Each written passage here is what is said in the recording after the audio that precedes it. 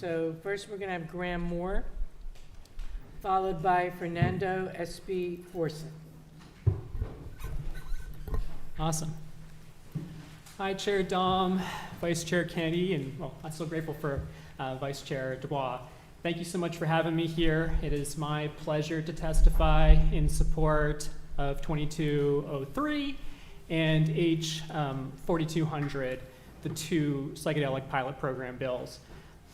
I don't think I have to elaborate much on the mental health crisis we're experiencing. We heard a lot of really heartrending stories about people's struggles. I'm happy to say that this is a beacon of hope, a bright light, a story of success. I'm here because I have the immense privilege of being well, being healthy. And I'm feeling well and I'm feeling healthy after being debilitated by obsessive compulsive disorder for many years because I took the risk of taking psilocybin a few years ago.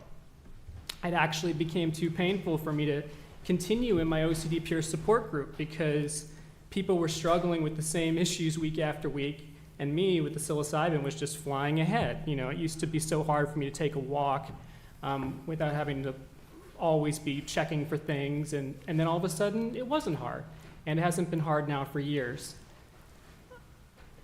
To my mind, there are two pressing issues when it comes to psychedelics right now. I think that the ballot question undoubtedly went too far, especially for this state in terms of legalizing recreational use and uncontrolled distribution for everyone. But I do think there's a consensus that people with serious illnesses like cancer, or people who served our country like veterans, shouldn't be arrested or face criminal penalties for choosing to access psilocybin in uncontrolled settings, because that's the only option for so many right now. But the other really pressing need, and that's what these bills are about, is figuring out the smartest and best way to unlock their potential in medical controlled settings. And especially for certain substances like ibogaine, which has an acute cardiac risk, really the only appropriate place for that to be used is in a controlled medical setting. Unlike something like psilocybin, which has been used in uncontrolled settings for a very long time and continues to be used by millions of people worldwide each year.